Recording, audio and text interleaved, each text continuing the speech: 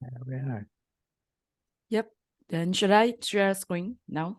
You can share screen now. It should work for you. And yeah, just take it away. And as usual, folks, if you have any questions, just put them in the chat.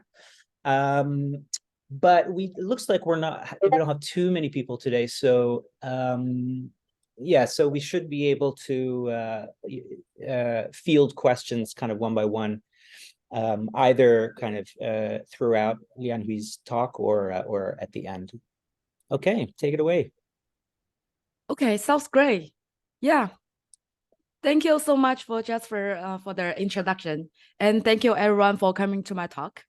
Before we begin, please know that I'm experiencing some throat issues today. So your patience is appreciated if my voice is less clear than usual, or I pause for water. Now let's get started. Today, I will mainly talk about our work of counterfactual and abductive reasoning with large language models. I will also briefly mention a couple of other works that are highly relevant to this. Okay, so speaking of large language models, these models have demonstrated remarkable abilities in generating fluent natural language like humans. In fact, they are getting widely deployed in our daily lives. For example, ChatGPT reached 100 million users within 2 months after its release, and has even been used in healthcare and judicial systems. For example, a judge has used ChatGPT to assist him to make decisions. So it seems really exciting. However, we are wondering, are these large language models good reasoners? Can they do robust reasoning like humans? And are they ready to be deployed in critical domains like health and law? Let's see an example. In this example, I asked ChatGPT a simple question. It takes 3 hours for 2 cars driving from Seattle to Portland. How long would it take for 4 cars? ChatGPT answered correctly. It would take 3 hours. Things look good. But unfortunately, if we change the question a little bit, the system it fails pretty easily. Like we add the words explain briefly. It does not change the meaning of the question, right? But ChatGPT suddenly gave a wrong answer. 6 hours. Why is reasoning for language generation so challenging for machines? There are a few key challenges. First, different reasoning requires to satisfy diverse constraints. Those constraints can be from linguistic structure, social aspect, or common sense. Specifically, there are many forms of reasoning in our daily life, such as counterfactual reasoning, abductive reasoning, temporal reasoning, and many others. For example, I went to a sushi bar last night and wake up with a violent stomachache. I could come up with an explanation that I ate bad sushi. That is abductive reasoning that reasons about the most likely explanations. Then I'm thinking, what if I instead ate salad last night? I would be fine now. That is counterfactual reasoning that imagines the alternative situations and answers what-if questions. In those reasoning activities, the outcome of the reasoning must satisfy many different constraints, such as being coherent with the context, being consistent with the word knowledge, being fluent in language, and so on. And what makes the problem even more challenging is the language generation aspect. That is, we are not solving a multiple choice problem where we may be given 3 options and we just choose one answer from the 3. Instead, in practice, it's an open-ended problem. We are reasoning in infinite space of language. For example, we may imagine many different counterfactual situations. What if I ate beef taco? What if I cook at home? And so on. So it's not a problem of choosing 1 out of 3 options. It's rather reasoning for a few out of n to satisfy the constraints. Here, n is a total number of possible texts, and essentially it's infinite.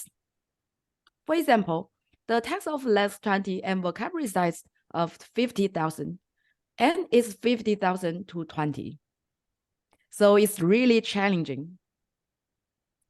The second big challenge of the reasoning for language generation is the need for machines to understand the cause and effect of the events. As in this example we saw earlier, the language model. Yeah, any question? Okay, yeah, as in this example we saw earlier, the language model needs to understand that changing from 2 cars to 4 cars does not change the outcome. It's still 3 hours. So the language model needs to capture the causal invariance, the aspect of the outcome that are invariant under changing conditions. This is difficult for the models that are based on only data statistics. This example shows that counterfactual reasoning is important to help understand causal invariance and produce robust outcomes. About the challenge of cause and event, and we will dive deep into counterfactual reasoning, a particularly important type of reasoning that helps us understand the causal structure of the world. We will discuss our work, Time Travel, that proposed the first formulation of counterfactual reasoning in language generation, and DeLorean, an algorithm that enables pre-trained language models to do the task.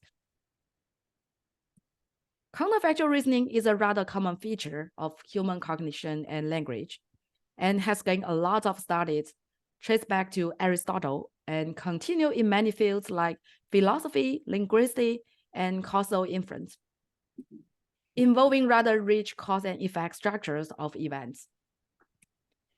On the other hand, however, there is very limited study in NLP. They formulate the problem as simplistic multi-choice problem. Given a sentence, I tipple the bottle. The machine picks one answer out of 2 alternatives. The liquid in the bottle flows, or the liquid in the bottle poured out. This is overly simplistic cause effect, and it misses the generation aspect. As we mentioned earlier, counterfactual reasoning is essentially a generation problem that involves infinite possibility of alternative events. As a result, language model tends to exploit spurious features in the data to achieve a high classification accuracy without actually reasoning about causal structures. So to solve this problem, we first need a more appropriate generation-based formulation. With that in mind, we define the new task, counterfactual story rewriting. We use this specialized setting of story generation to study both aspects of coherence and causal invariance. Let's take an example in this task. Given a story about dressing up for a Halloween party, they thought about being vampire and end up with dressing up like a skeleton. We wonder, what if this is a Game of Thrones theme party instead of Halloween party? This is a counterfactual question. The story context now change, and the story ending is no longer coherent with the past context. For example, vampire and skeleton are not for Game of Thrones. To make the whole story coherent again, we need to do some necessary editing for the story ending. For example, we may rewrite the story ending like this. They thought about being Lannister, then he decided on dressing up like a Stark. The rewritten ending Y fulfills the 2 aspects of the counterfactual reasoning. First, it's coherent with the counterfactual past X. Second, it makes only minimal edits, so it captures the invariance with the existing future Z. Most parts of the original endings are not changed. Only the causally relevant parts are changed. So on this counterfactual reasoning task, a model must consider both past context for coherence and the future context for causal invariance. Unfortunately, the current off-the-shelf left-to-right language models are not good at counterfactual reasoning by design. We mentioned earlier that language model will typically train from left to right, right? It's left-to-right prediction. This means that it can easily consider the past context on the left and generate coherent continuation, such as this sounds like fun given this Game of Thrones party story. But it's hard for a left-to-right language model to consider the future context on the right, which is necessary to capture the causal invariance. In fact, this limitation of the language models also makes them fail on other types of reasoning, such as abductive reasoning. In this problem, given the past context like Ray hung a tire on a rope to make his daughter swing, and the future context, Ray ran to his daughter to make sure she was okay, we want to generate a hypothesis of what happened in between. We human can easily reason that, what happened in between that, like maybe she hit the rope and the tire fell on the top of her. But for language models, again, they only handle the past context and may generate something like, it's a big swing, so it doesn't make sense, right? Which is not coherent to the future on the right. So we really need a new algorithm to tackle the limitation of left to right prediction. Based on this, we develop a new approach that enables pre-trained left to right language models to also reason based on the right context. The key idea is to introduce right to left backpropagation in the generation process. The new algorithm was inspired by the early work of image style transfer. In order to change the source image Y in the target style, the compute style loss between Y and the target image, and then we backpropagate to Y to get the updated Y with the target style. Here, the backprop doesn't change the model parameters, but just updates the model state to get the results. We call our algorithm DeLorean, a name borrowed from the classic movie Back to the Future. That's why you also see Back to the Future on the title of the paper. And back is relevant to the backpropagation. The future is the right context. And before we get into the algorithm, any questions so far?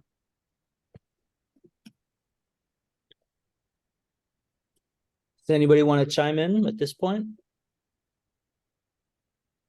Okay. I think you can keep going. Well, if you have questions, type in the chat, everybody. And oh, there's one here. Maybe I don't understand the formulation of the problem. In the example involving Ray's daughter and the tire swing, you're saying an LLM like GPT could not come up with a plausible solution to what happens between the two contexts. Is that right? Right. Okay. Yeah, this is a good question. So we can see here we have the left context X, Ray hung a tire on a rope to make his daughter swing. And right context, Ray ran to his daughter to make sure she was okay.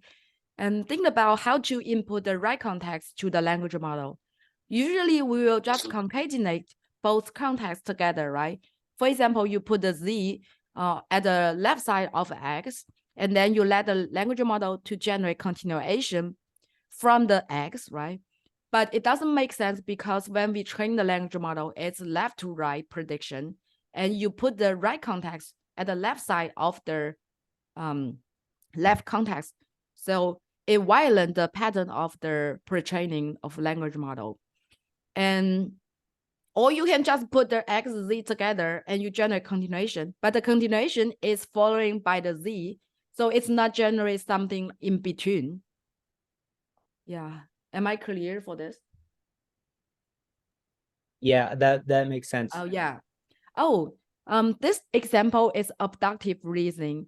Abductive reasoning is to generate something in between, but the first example about the distance for 2 cars and 4 cars, that's counterfactual reasoning.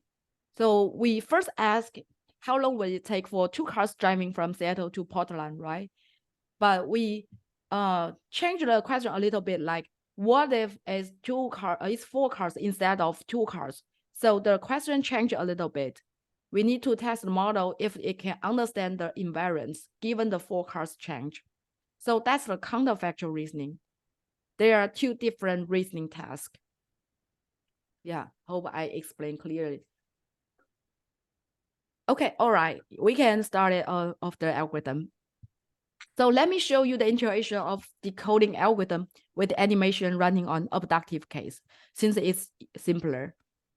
First, just like a regular decoding, given the X context, generate next sentence Y to initialize the logic's Y tilde.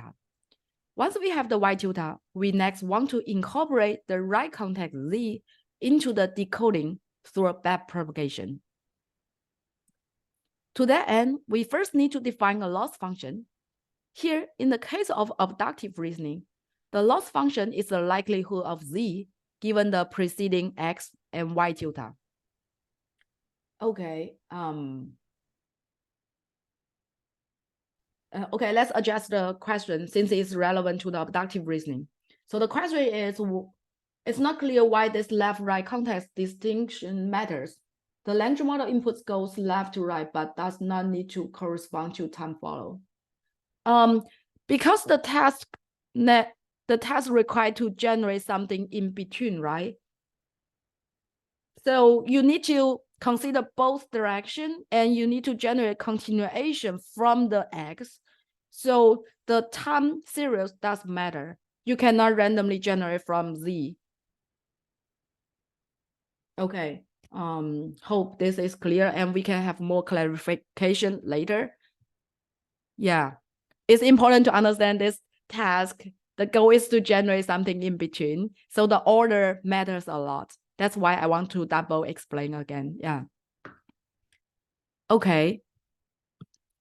So the likelihood is computed by feeding Z into the language model token by token.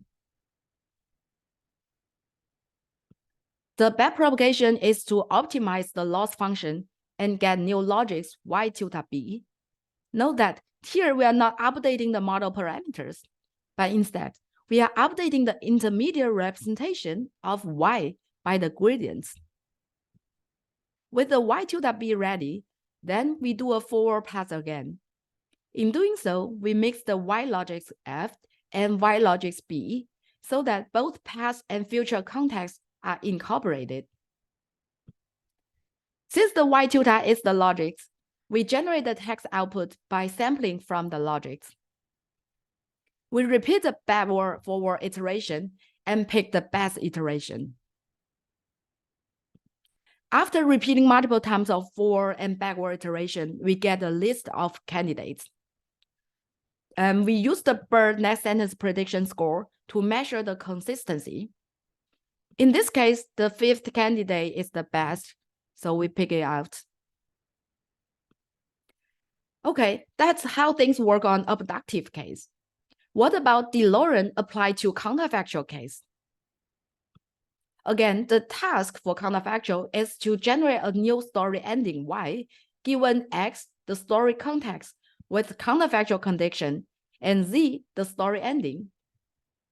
What we do is to simply replace the loss function with a new one specific for counterfactual reasoning.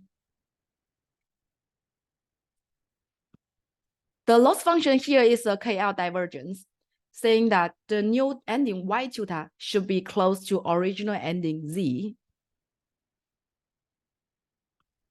We just plug the loss function into the decoding process. Similar to before, we use BERT to rank and pick the best candidate, and we get the output after ranking. Yep, and in terms of evaluation for abductive reasoning, we can see DeLorean as the inference algorithm without need of any training performs similarly or even better than the supervised training. Though it still has a long way to go compared to human as a problem, it's really challenging to machine. Okay, and I think I still want to clarify why we need to, why the order of the X and Y, the left and right context matter. Think about this is an unsupervised decoding algorithm. We don't train the model at all. So it's just a zero shot. Given the X, you generate the continuation. Also, you need to be aware about the right context. People might think about ChatGPT, right? You just telling ChatGPT, you can tell ChatGPT, okay, I have left context and right context, so please generate something in between. I totally believe that ChatGPT can solve this. It can kind of solve the problem, generate something in between reasonably, but it's ChatGPT, it's a very costly model. this model is based on GPT-2 small or medium. So we cannot rely on ChatGPT for all tasks, even for this very simple problem, right? Think about what if we want to run our local model on our mobile device, without the internet access, can we rely on the ChatGPT to solve this task again?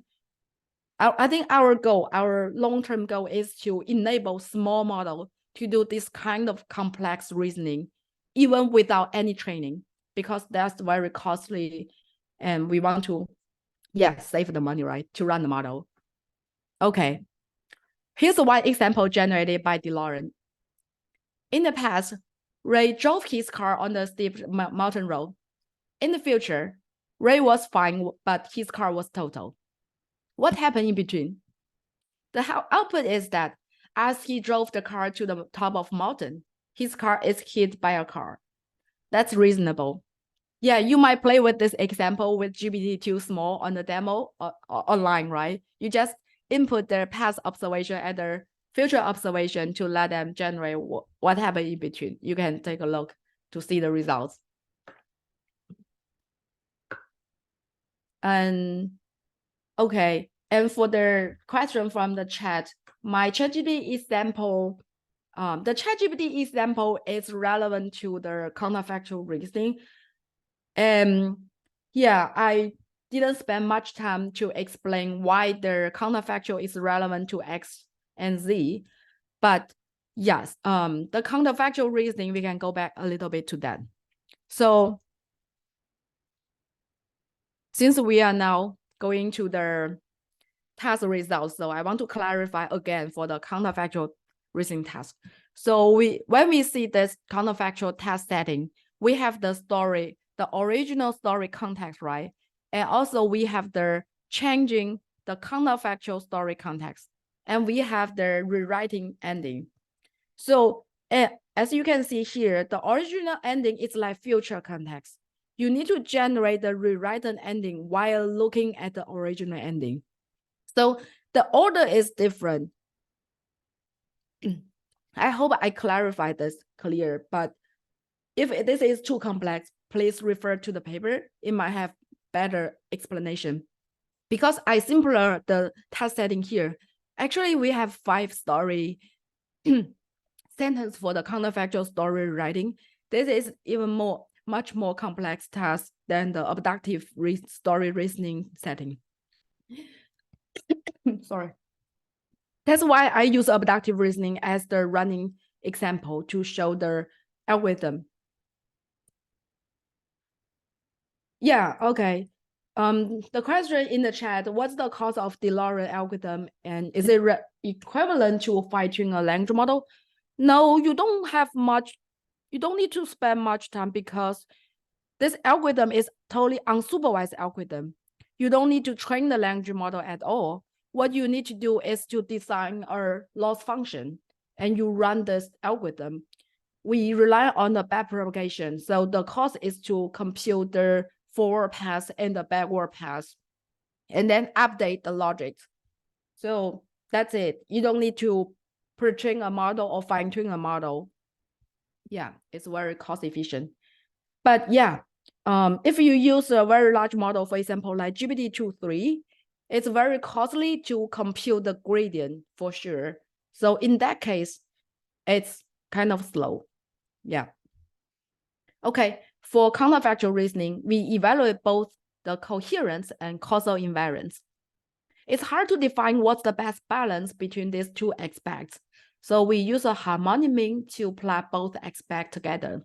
So this is like a balance.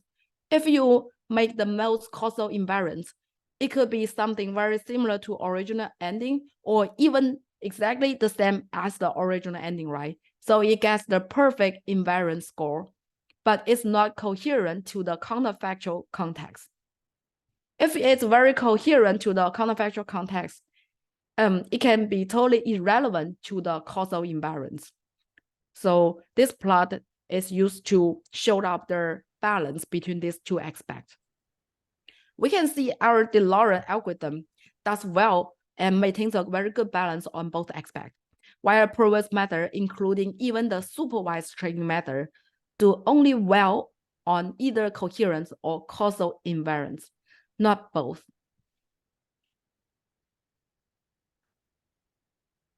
Okay. Here is an example output on counterfactual reasoning. The original context is Tara went to a mall for shopping. Now it changed to shopping online. We can see DeLorean correctly changed the new ending from browse more stores to online shops sending a shirt. At the first glance, you can see the output is similar to original ending as it keeps some keywords unchanged, but it changed the necessary part to fit the counterfactual context. So it's coherent with the new context, but while keeping the minimal edit with the original ending. Okay, so takeaway of this part, we formulate counterfactual reasoning in language generation that captures the two key aspects, coherence and causal invariance. Similarly, for abductive reasoning, it requires left coherence and right coherence. So for both types of causal reasoning, they require inference from both left to right and from right to left. And we developed DeLorean, a new inference algorithm based on backpropagation. The algorithm enables pre-trained left to right language model to reason in both directions, and it obtains strong results on both counterfactual reasoning and abductive reasoning.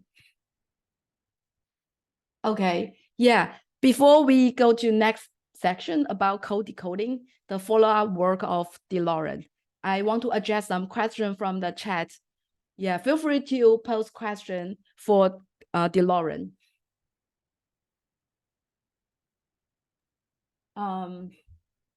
Elena, do you want to jump in?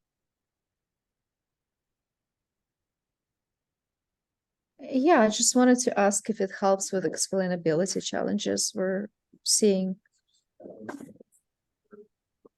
You mean explainability challenge of language model?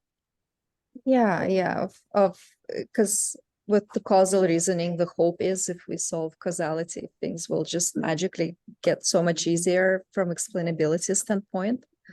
And so with this one, does that help at all? Yeah, for sure.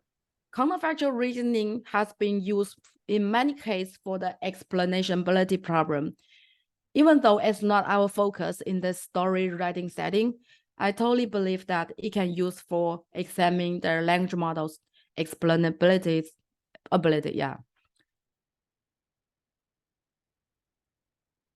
Yeah. Yeah, thank you. And yeah, I cannot open the link because now I'm sharing the screen. What's the link about the GPT, the ChatGPT? Is it about the example that I use in GPT? Yeah, does anybody want to chime in here? The people put, while you were speaking, they put the dad and the swing example into GPT-3 or into ChatGPT, pardon me, and then into GPT-4, and there was quite a difference in the two. Okay. Yeah, ChatGPT didn't pick up on the fact that something had gone wrong and just said, hey, the girl's enjoying swinging. And yeah, the GPT-4 was pretty right on. Concluded that the daughter likely fell or was in some kind of distress while using the tire swing, prompting Ray to run to her to ensure she was okay. I think this is an interesting point in that, I mean, GPT-4, I'm assuming, gets better at its reasoning through fine-tuning and not through any sort of backprop or any sort of change in the left to right algorithm. Is that right? Right. It's totally possible that GPT-4 has seen something like this task before. So it has been fine-tuning on similar tasks to fill in the blank task is similar or this abductive reasoning task, right? We wouldn't know since they didn't open source their data, but it's quite possible. So it's more interesting to try GPT-2 small, since you know their data source they use for fine-tuning or the pre-training. Right, Okay. that makes sense. And later on, I mean, you might be getting to this, but are there any other advantages, like if with the DeLorean backprop piece in there, are there any other performance gains or advantages you see? Or did you just test abductive and counterfactual reasoning?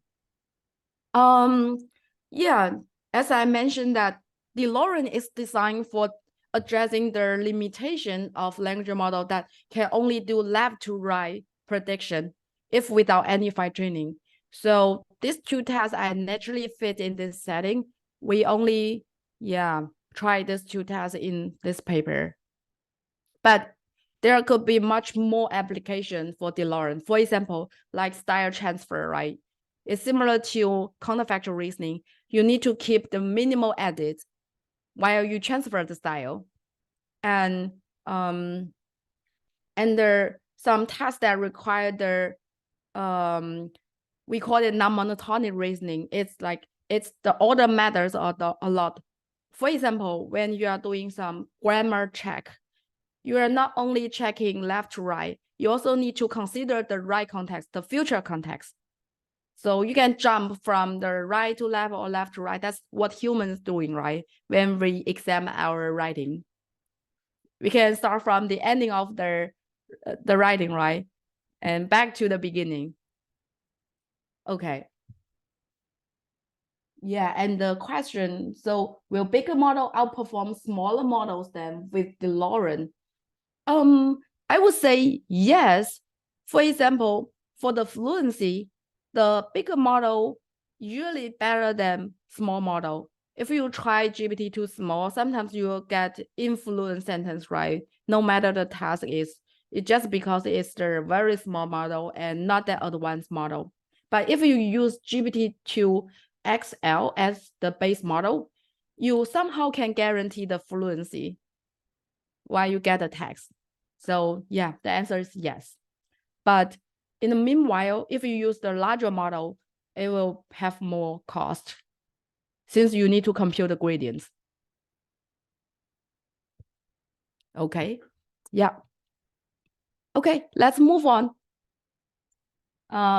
I would like to briefly talk about our follow-up work on DeLorean we call code decoding. In this new work, we take a more general view of reasoning from the perspective of constraint generation. As we said, different types of reasoning in different scenarios requires to satisfy diverse constraints. We use these blocks to represent constraints, like fluency constraint, self-consistency constraint, left and right constraints, and so forth. For example, in the problem of generating abductive explanation, as we said earlier, the constraints are left coherent and right coherent, right? Because you need to generate something in between, and you need to be consistent with the left and right both direction context. So we call left coherence and right coherence. We can also look at other types of reasoning. In the example scenarios, as we saw earlier, given the same question, or we call it prompt, with slightly different wording, we want to constrain the language model to generate consistent answers. So we have the self-consistency constraints. And of course, we want the generated output to be fluent. So there is fluency constraint for all the generated tasks. As another example, in the problem of data description, say, given an information table, we generate text to describe the information. We want to constrain the output text to be fluent and to include all keywords in the table, like names and points. Essentially, there could be a very large number of possible combinations of constraints in many different tasks. In prior work, the dominant approach to the various tasks is to train the language model for each combination of constraints using respective data. But doing so is simply too expensive in practice because there are too many possible combinations of constraints. Instead, what we hope to do is to fix the language model and just steer the language model inference to generate text that satisfy the constraints without need of any training. So here comes to our approach, a quick overview. First, to enable any language model to do the many forms of reasoning, we develop energy-based modeling. It leads to a unified framework that allows users to just plug in any desirable constraints and steer the language model to do the reasoning accordingly. Second, to ensure efficiency while reasoning in infinite space of discrete language, we, for the first time, introduce long-join dynamics to the problem. We develop differentiable reasoning on the discrete symbolic text. As we will see later, this makes the reasoning much more efficient than previous method. Let's dive into more details of the first aspect about the new unified framework. Here's an example. Without any constraint, the language model just generates a random text. My dog is curious. Suppose that we want the output to satisfy keyword constraints, which says the output must include the two keywords, sleep and couch. We just plug in this constraint into the system. And this will steer the language model to generate text accordingly, such as, my dog likes to sleep on couch. Further, we plug in another constraint, saying that the output should be coherent with its right context. I love my cats. Accordingly, the output should change. My cat likes to sleep on couch because the right context is talking about cats instead of dog. So that's the framework we want. It's flexible and cheap because we don't need to train the language model. We just fix it and combine it with any constraints we want. In the next couple of minutes, I'm gonna present a bit of math equation to show you how we build this framework. The key idea is that we formulate the constraints as energy functions. The concept of energy is from physics and has been used in machine learning before. Here, each constraint defines an energy function, such as energy function E for the fluency constraint. An energy function is a real value function. The lower the energy value, the better the Y satisfies the constraints. Okay, for example, for the fluency constraint, the energy function takes in the text Y and returns its energy value. And the function is like this. I'm not gonna go into the details of the equation. It's a standard negative log likelihood of the text that measured by the language model, which is commonly used in NLP, and it assigns low energy to fluent sentences and a high energy to sentences that are not fluent. We can similarly define the energy functions for other constraints, respectively. The energy functions are very flexible. In particular, we can combine whichever constraints together by just summing up the energy functions. We get a combined energy function. The combined energy function then can be used to define an energy-based distribution like this, where you apply an exponential function, and there is a normalization term Z to make sure it's a valid distribution over text Y. Where you apply the exponential function here to the sum of the individual energy functions, you are essentially multiplying the constraints together. The energy-based distribution effectively integrates the constraints with the language model.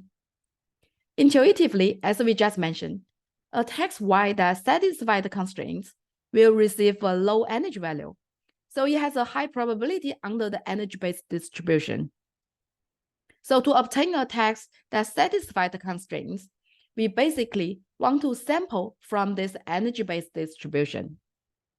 That is, with the energy-based framework, we have converted the constraint reasoning and generation problem into the sampling problem.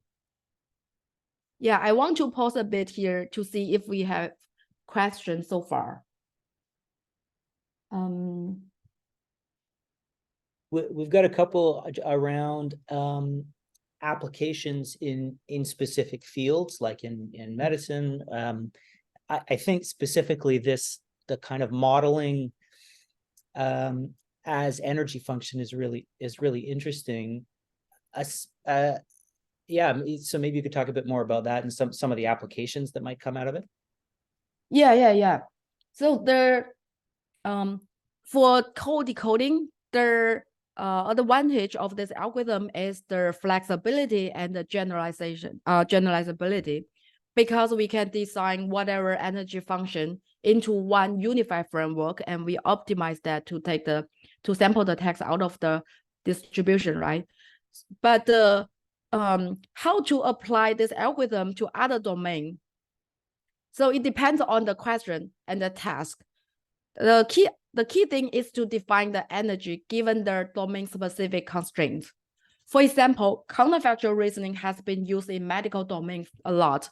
Given an image, and an image is like X-ray image, right?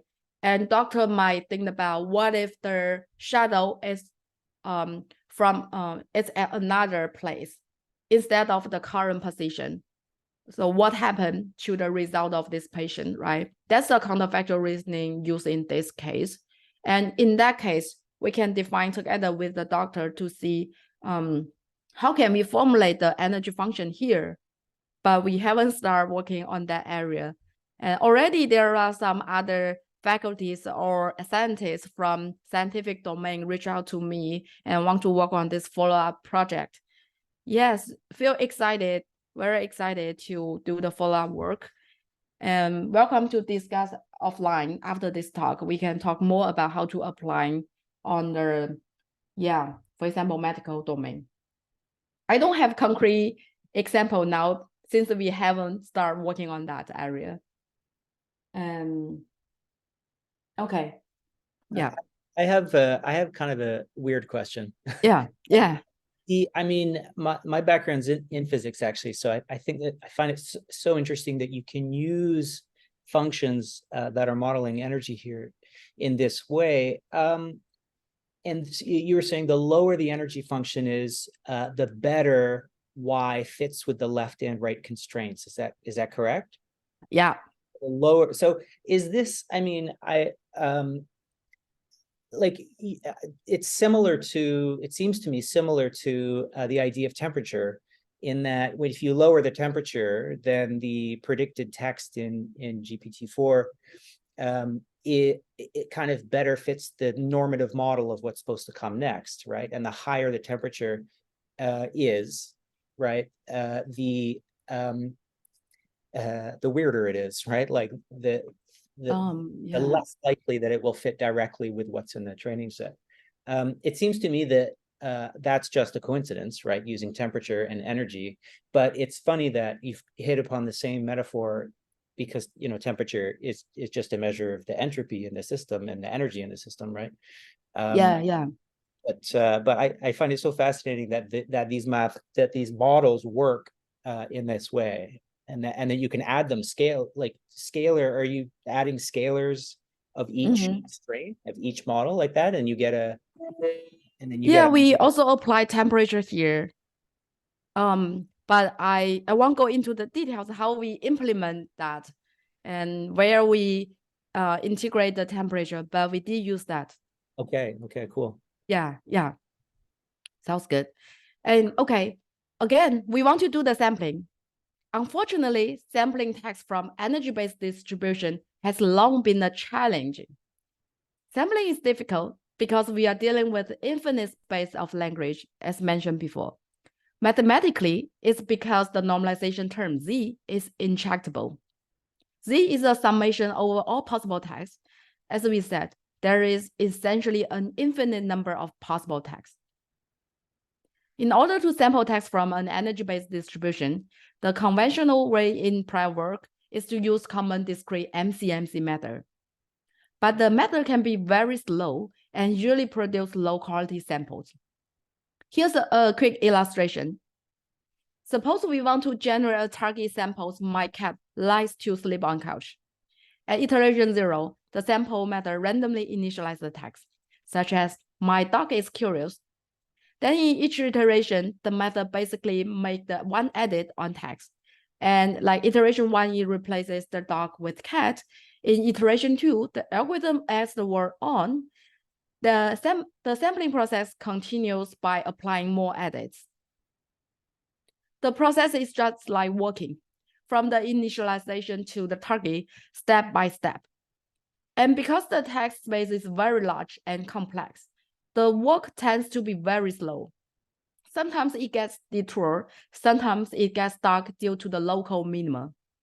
In general, it takes a large number of steps to reach the final targets. We need a more efficient solution for the sampling. So here comes to the second key idea. Instead of sampling text directly in the discrete space, we propose differentiable reasoning. The key point is to make use of gradients to efficiently guide the sampling. As a quick overview, we'll first sample in a differentiable space efficiently, and then discretize the sample to get the target text. For the first step, let's open the box of language model to produce the discrete text tokens. The language model will actually first produce a soft representation called logics. Logics is a vector of real numbers, and based on the logics, the language model selects a token, so you get the discrete text Y. Okay, yeah, here, the soft representation, we use temperature to get the smoother distribution instead of one hot. Different from the discrete text, the logics is soft. It's a numeric vector, so we can compute the gradient with regard to it. This is an important property, as we will see shortly. So what we are gonna do is to use the logics as differentiable approximation of the discrete text. We want to first produce a sample of target logics. We use Landrian dynamic, a classical gradient-based sampling method that is shown to be efficient in many other machine learning problems. As a brief background, Landrian dynamics was first developed by physicist Paul Langevin for modeling dynamics of modular systems. Around 10 years ago, Landrian dynamics was introduced to machine learning for Bayesian learning. And it was recently used in more applications like image generation. In particular, Landrian dynamics is closely related to diffusion modeling, which is the backbone of many popular image generation models like stable diffusion. On the other hand, Landrian dynamics was not used in NLP before, because as we said, text is discrete, so you cannot compute gradients. Here, for the first time, we enable Landrian dynamics for text because we sample the differentiable logics. More concretely, here's the equation of each iteration in sampling. Intuitively, the gradient of the energy function provides a guide for the sample to quickly move from the initialization to the target. So it's like taking a flight. You take off and quickly arrive at the destination as pointed by the gradients. In contrast to applied work that works slowly and gets stuck in low-quality regions, Landrian dynamics in the differentiable logic space is efficient and produces high-quality samples. Once we get the target sample of the logics, we then discretize and get the final discrete text. I won't go into the details, but briefly, we propose a simple method called top K filtering to guarantee the resulting discretized text is fluent. The intuition is to use the language model as a guardian that selects appropriate tokens from the logics. Okay, this is code decoding method. Let me briefly show you the empirical results. We apply code decoding on different problems. Those problems have been very challenging for language model, including lexical constraint generation, abductive and counterfactual reasoning. Comparing with previous baseline, our approach is substantially better, and it achieves consistently improved performance across all tasks. And it's more efficient by greatly reducing the running time compared to discrete method. So takeaway of the first part, we see that reasoning with constraint is rather general perspective, and many reasoning tasks essentially require to generate tasks that satisfy different combination of constraints. We develop a unified energy-based framework. Users can just plug in whatever constraints if we can formulate it in an equation. We further introduce differentiable reasoning with long-driven dynamics that makes the reasoning and generation process much more efficient. So this concludes this part on a general approach for many forms of reasoning. Okay, any questions so far? This is fascinating. Anybody want to write and or unmute?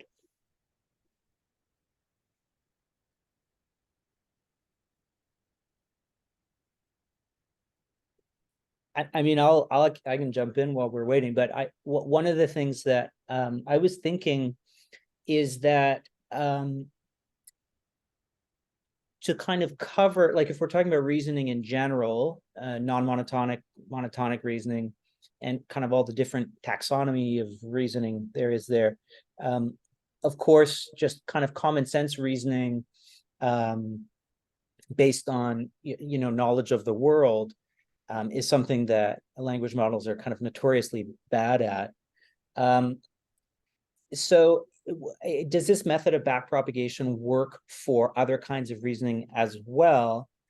And or is it necessary to supplement something like a backprop with kind of hard-coded symbolic models of the world?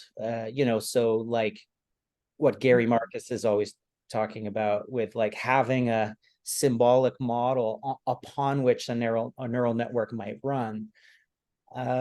Or can the reasoning problem be solved just with a backprop? Oh yeah, this is a good question. So there are many different type of reasoning, right? They all have different features. The answer is I don't believe that only relying on backprop and even only relying on one language model can solve all the reasoning problem, because the reasoning problem is a very advanced human activities, right? Reasoning actually is a quite general concept. So we usually talk about counterfactual reasoning, abductive reasoning, or the sentiment classification is also a simpler reasoning task, right? So it depends on how hard is the reasoning problem. If it related to multi-step reasoning, sometimes it will even require some award function or some RL framework to assist the reasoning process, right? So yeah. Yeah, that's great. We've got a good question. I was thinking about this too. How did your team think using the Langevin dynamics? Like, did anybody on your team have a physics background or? Yeah, for the code decoding, we don't have physics background. Yeah, I did machine learning, and the idea was borrowed from the machine learning area, and we have a citation from our yeah, I put in the paper, but we were inspired by another paper that published in machine learning conference. Yeah, they were applying energy-based model with long-driven dynamic to doing image generation. But we are the first one to apply in NLP because it's very challenging to use the continuous optimization algorithm in discrete text problem. Okay, and how style transfer? Yeah, as I briefly mentioned that style transfer is relevant to the counterfactual story rewriting setting. In our setting, we have a counterfactual context, right, to point out which part should be changed in the original ending of the story. So that's similar to style transfer, that you want to keep the most context while transfer some of the style words. For example, beautiful change to pretty, right? But you keep most of other context unchanged. You only change this keyword. And yeah, that's similar to the minimal edit, the story ending. Okay.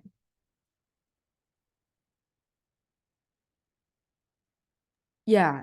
We're at 1, so I want to be respectful of everybody's time. But thank you so much, Lianhui. That's fascinating work. And where you're gonna in 2024, you're starting where? Oh, I'm an incoming assistant professor at UCSD. Nice, that's great. Good for you. Yeah. That's Thank good. you. Um, Yeah. Mhm. Yeah, so I'm gonna stop the recording now, and this will be up on the Discord server if anybody wants. In 2 weeks, we're chatting with Michael Kosinski from Stanford about theory of mind and some speculations, which is apropos to the idea of abductive reasoning. Anything else from your end, Elena?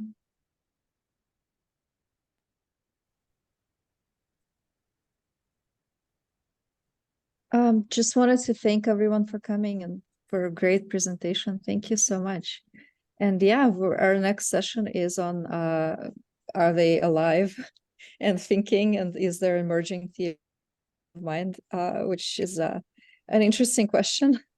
People have strong opinions about, and so we'll hear from a researcher who's looked into this and has opinions and research to share. So please do join us for the next session as well. And Lianhui, where can people find more of your work? Where's the best place to contact you or to find you? Good question. Yeah, just from my website, my personal website, but I will update it soon on UCSD's website. Yeah. Okay, great. And that's linked to on our Discord already, I think. Yeah. So, Yeah. You can good. find everything there. Well, thanks again, everybody. That was really fun, really interesting chat. And have a great rest of your day, wherever you might be. Thank you. Thank you for hosting, and thank you, everyone. Thank you. Take care. Take care. Bye.